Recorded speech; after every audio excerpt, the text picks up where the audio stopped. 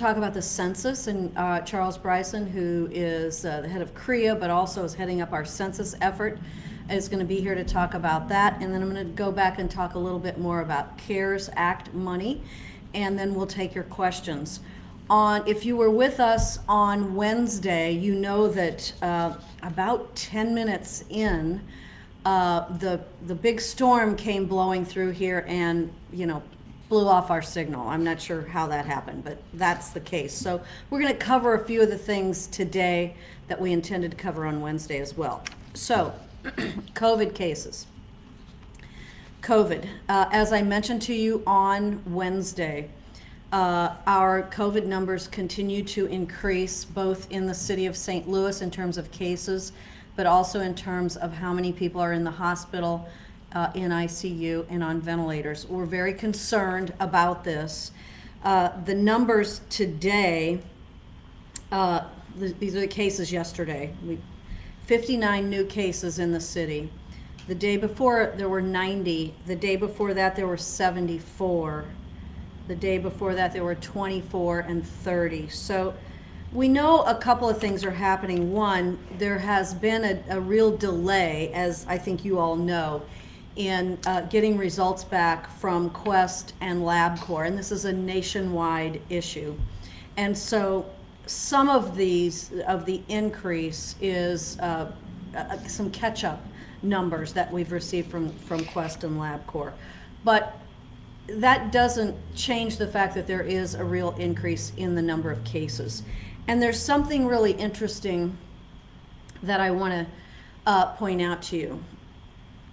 On the day before yesterday, when we had 90 new cases, Dr. Eccles said 60% of those cases, over 60% of those cases, were young people cases, mostly young people in their 20s and early 30s. This is a real shift in the positive cases.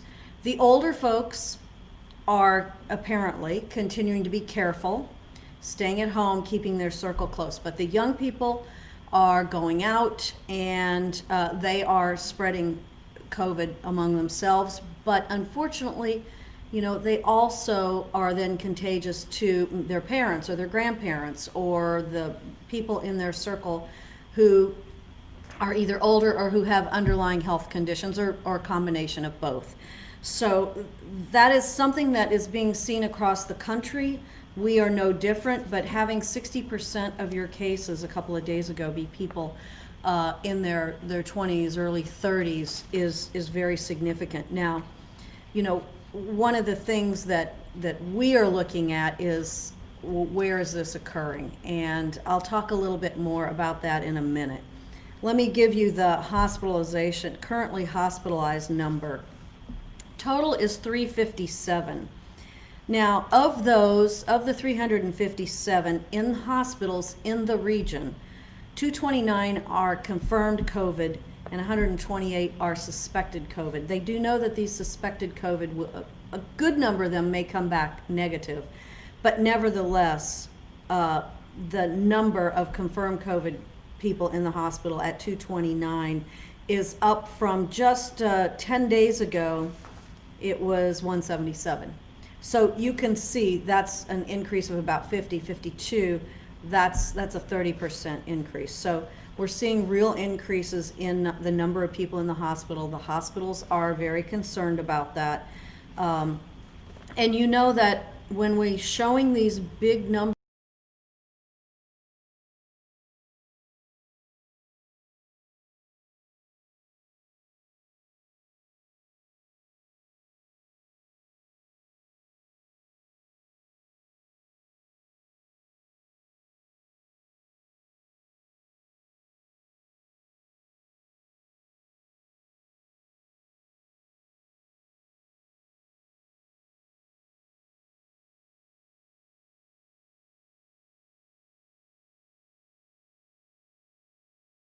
capacity, as long as they could continue to socially distance and wear masks.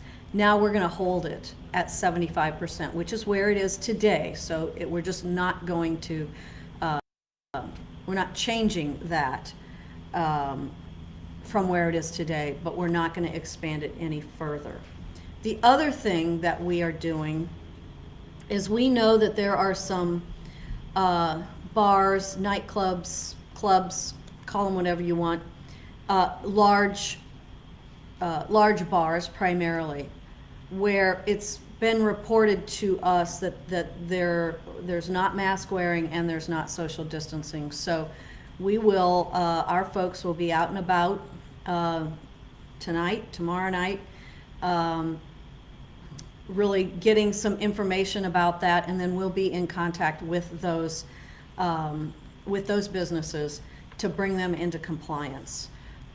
We have to do that. We're trying everything possible not to pull back on reopening, because we know that if we do have to pull back on the businesses that are open, that we are going to put people out of work, more people out of work. We don't want to do that, but we absolutely have to somehow get the message across that you've got to wear a mask. You got to wear a mask. Indoors, you should wear a mask. Outdoors, anytime, unless you're sitting at a table in a restaurant eating, you need to have your mask on. And there isn't anything else that we can do besides wear a mask, wash your hands, and maintain a social distance in order to keep this virus from spreading even more. And we see what's happening across the country, and even in some parts of our own state. And we are concerned that we're headed in that direction as well. Wearing a mask is not a political issue. Please, don't fall for that. Wearing a mask protects you from me and me from you. In the event that one of us is COVID positive, maybe we know it, maybe we don't. Hopefully, if you know it, you're at home. But it's exceedingly important to do that. And I know that you're tired of hearing this. I think everybody is, but most people, vast majority, when I walk down the street or go into an establishment, store, whatever, most people are wearing masks, but not everyone. I do want to say that some of our major businesses, Target, Walmart, Costco, Schnucks, Deerbergs, in the city of St. Louis and in St. Louis County, we know that they're required, people going into those are required to wear masks. But these companies have taken a step further, and they've said all of our stores, no matter where they're located in the region, you've got to wear a mask to go in there. So, and I know that they're providing masks in many cases. Most of us have masks by now. There's not a shortage. But, maybe you forgot it. You left it in your car or whatever. So you got to wear a mask. And I give a shout out to those businesses that have taken the extra step, because they know that if we're not able to control the spread of COVID, that the next step is pulling back more on the businesses that can be open. So please, you don't want to put more people out of work. I don't want to put more people out of work, and I don't want people to get sick. So thank you for wearing your mask. Now, next subject, we're going to talk about the census. And I'm going to just give a couple of introductory comments to this. This week, July 13th through the 19th, is Census Surge Week nationally. It's an initiative, by the U.S. Census Bureau to just double down on our efforts to get folks to fill out the 2020 census. So Charles Bryson is the leader of the city's what's called a Complete Count Committee. And that's our committee that tries to reach out to everyone and get them to fill out the census. And we need that. We need that for so many reasons, primarily for federal funding, because many federal funding sources are dependent on how many people you have. So I'm going to stop. I'm going to step aside, turn this over to Charles Bryson, who is the head of CREA, Civil Rights Enforcement Agency for our city. That's his his regular job. He's the director of that, but we've given him this additional responsibility to be the head of our Complete Count Committee. So Charles, you're on.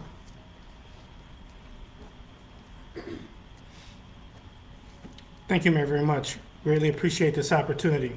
So let's go back and talk about what the census is.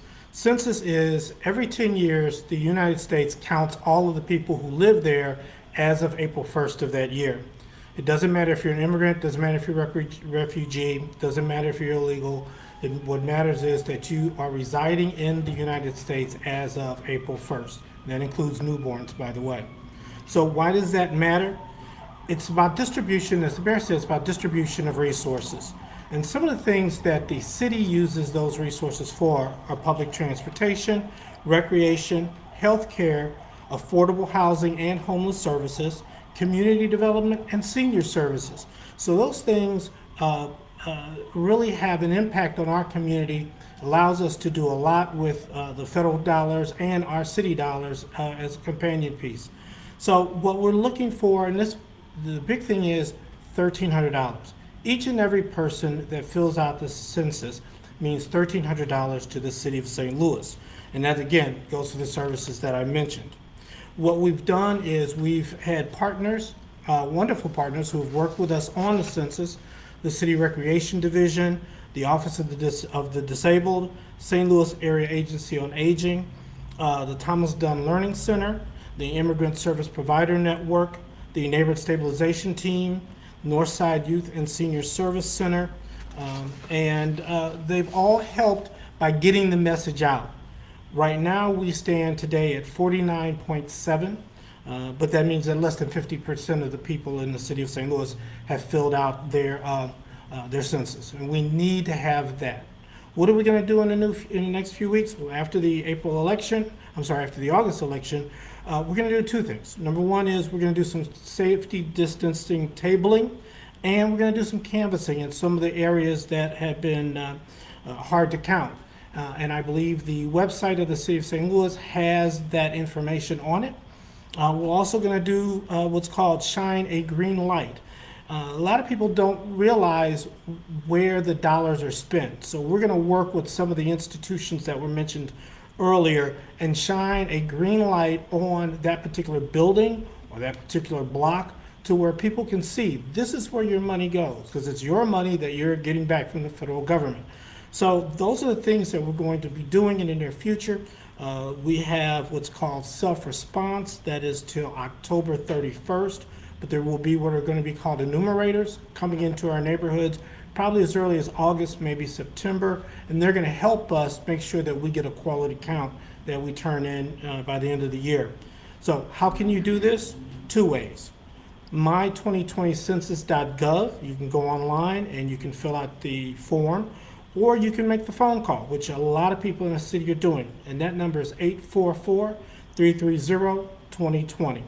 We need everybody's support. We're going to be out in the streets, knocking on doors, hanging door hangers.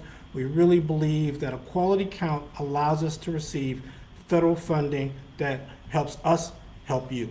So with that, I'll ask, are there any questions that people may have? What's the deadline, Charles, and has it been accommodated or has it been changed to accommodate COVID-19? Well, it's actually been changed several times. It originally was July or June, then it was July, now it's October. So you can do what's called self-response by October 31st. What kind of information is the Census Bureau asking me to provide?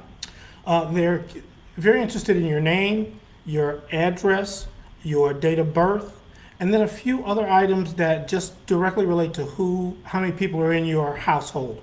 And that information cannot be used by any other agency, federal, state, or local.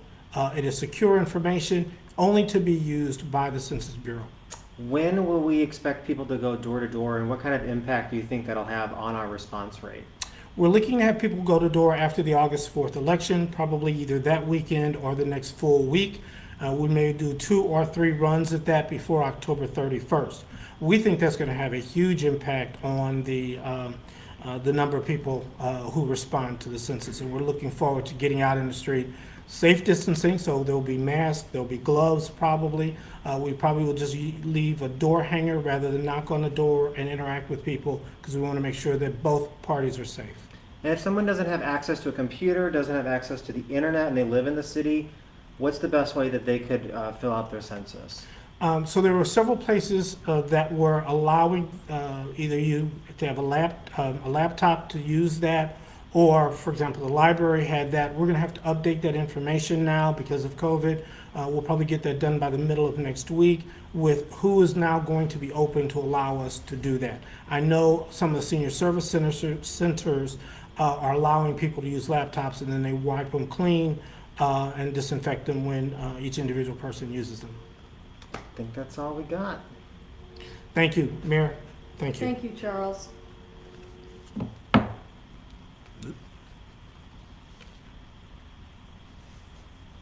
Thank you all. Appreciate it. Give us I hope you've all filled out your census.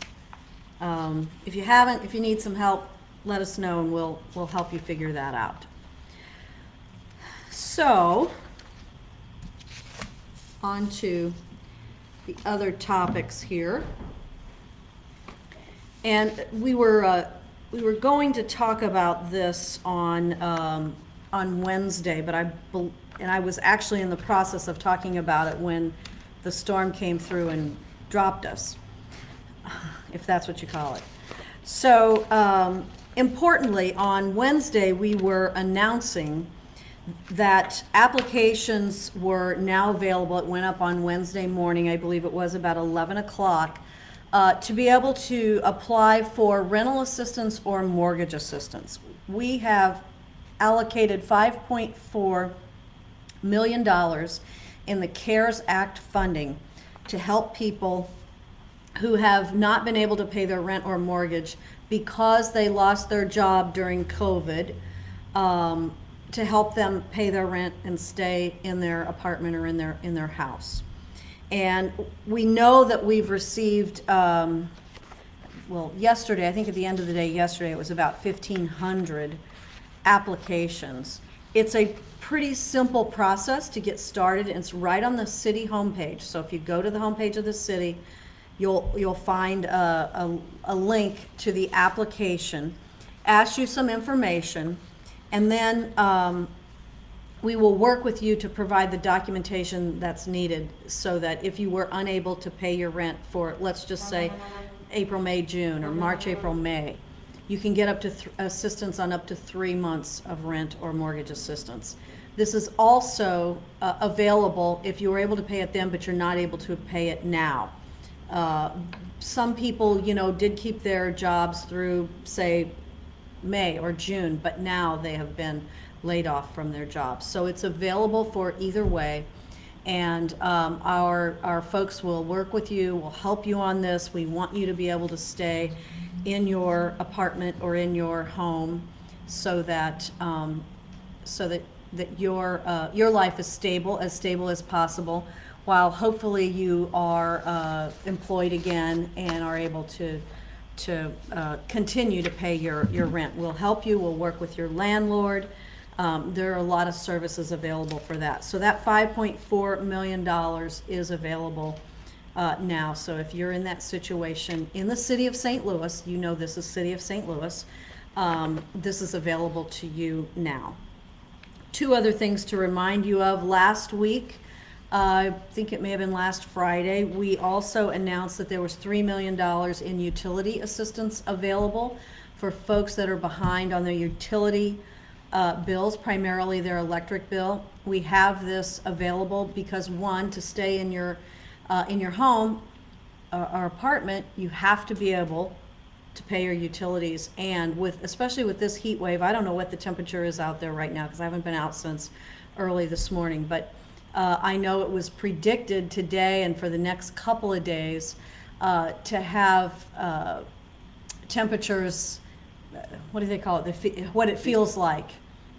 There's a word for that. Oh, yeah. But you know what I'm saying, that it would feel like it was as much as 110.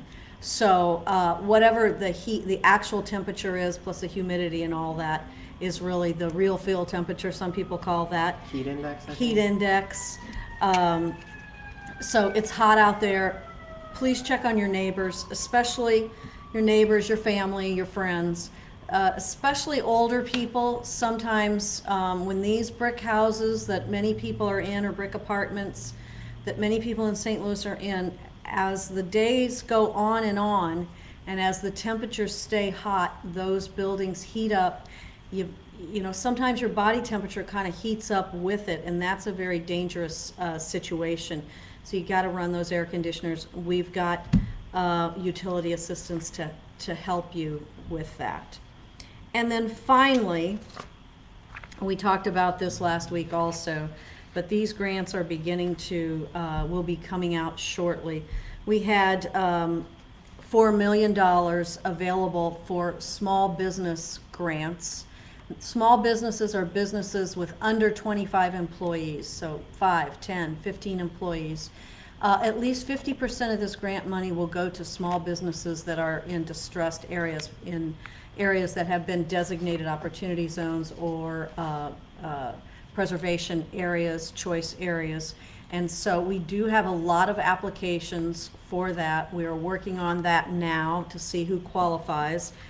$5,000 will give about 800 businesses actual grants, the $5,000 grants, which we hope, our hope is that those grants will be enough to fill the gap, to help people stay in business, help people stay employed for a bit while they're able to get back, their business is able to get back on their feet. So those are the three major CARES Act programs that we have rolled out thus far. You'll be hearing more, but these are the ones, and I think these are especially important ones because these go to the humanitarian aspect of taking care of our folks. So with that, I bet maybe there are some questions. Quite a few questions, Mayor. So Chris is watching and asked a question about whether or not you noticed how Just John's just recently announced they're going to start taking down the temperature, the names, the addresses, contact information of everybody who comes, and whether you would encourage other businesses in the city to do something similar. Thanks for that question. You know, I noticed that last night on Facebook. I think it was Facebook. And I think that's so responsible. Just John's is a bar in the Grove area. John Arnold is the individual who runs Just John's and has for a long time. Very good business. And I just think it is, no pun intended, but I think it's so responsible because we know that the spread of this virus is among young people. We know that young people, more than older people, tend to go to bars and entertainment areas. But it's very important if someone were to be positive COVID, it's really important that you know who was there at that time, and they're doing temperature screenings as well, right? So, I mean, the businesses really are stepping up, and this is a great example of a business that has stepped up in St. Louis. There's also a business, Hammerstones, which is in Soulard, which also put out something on social media that was really just talking about, hey, you guys, you've got to wear your masks. You know, they have employees that are a little bit older in some cases. They've got some employees with underlying health conditions, and customers as well. And so, I hope this is an indication that everybody's getting it, meaning understanding it. And that these masks are so important. But we're seeing businesses really begin to step up now, and that's very encouraging to me because the numbers are not encouraging right now. Mikhail asked a question, Mayor. Is it going to be possible, or is it at all possible, that the city will close down bars and restaurants? You know, Mikhail, it's possible, but we don't want to do that. Let me just say it in that way. We don't know. We don't want to do that. We know that puts people out of work, but it is certainly not out of the realm of possibilities, but I'm not predicting that that's going to happen right now. What I'm predicting that's going to happen right now is that more and more people are going to wear masks, more and more people are going to socially distance, and that the businesses themselves, who for goodness sake do not want to be shut down, they had to endure that terrible 2-month shutdown. it's possible, but I'm not predicting that. We did get a follow-up question to emergency order number 12, and what kind of large venues in the city, who is that going to apply to? Thanks, that's a good question. So large venues, as we describe them, are ballrooms in hotels, for example. That's a large venue where you might have a party, a reception, wedding reception or something. It's the zoo, it's the botanical gardens, it's the aquarium, it's the Arch. All those places that are large venues. It's not a restaurant, even though it could be large, but that doesn't fall into the large venue category. We have a separate set of recommendations and guidelines, really, requirements for large venues. They each had to submit their plan to the health department and get their plan approved before they could open. And so that's a separate category of businesses that we have a lot of in the city of St. Louis, and we're happy that we do, as opposed to bars and restaurants, which have their own set of requirements and guidelines. A few more questions, Mayor. Amanda's watching and asked your thoughts on whether schools should be opening or whether they should remain closed come fall. You know, whether or not schools open is a decision that's going to be made by the school districts, whether it's St. Louis Public Schools, parochial schools, charter schools, independent schools. They're each going to get to make their own decision. We have about a 54-page set of requirements and guidelines that we have developed in connection with the school districts. So if they do decide to open, what I know is occurring, and we're dealing with this day to day right now, is schools they're really trying to figure out what to do. Some are offering a combination of in-classroom and virtual learning. And so I think you can expect to hear from your kids' schools in the next week or two. I'm not making a commitment for them, but I just know they're all trying to figure this out. I do know, this is maybe a little segue, that in the city of St. Louis, we have not yet authorized youth sports. You may have seen that St. Louis County, who authorized it a bit ago, a month or something, maybe, has now pulled back on that. In the city of St. Louis, youth sports, so that means, you know, the football team or the basketball team that is maybe connected with school or some other tournament or league is still not allowed in the city of St. Louis. Schools, we're all trying to figure that out right now. It's very difficult because we're seeing these numbers bump up. If we can see a really serious impact as a result of mask wearing, which mask wearing just became mandatory 2 weeks ago. I think it was almost exactly 2 weeks ago. And if we can really see compliance with that, then we will see, we won't continue to see such a steep gain. So that didn't answer your question about schools directly, because it's their decision, but it's a tough decision right now. Last two questions, Mayor. One COVID, one not. The last COVID question, a lot of big cities across the country are issuing tickets or issuing citations for businesses or people caught not following the mask order. Is that something the city should do? That's Caleb who asked that. So Caleb, the city is in contact with businesses that are not forcing the mask wearing in their businesses. And so far, we have not had to shut any business down for not requiring the mask. It is something that is a possibility, though, and we're working with a few businesses to try to avoid that. If we can't avoid it, then we will do it. So the non-COVID last question of the day, Kyle is watching and asked Mayor what you're hoping to accomplish or see accomplished out of the special session that the governor called to deal with public safety in the city of St. Louis and across the state.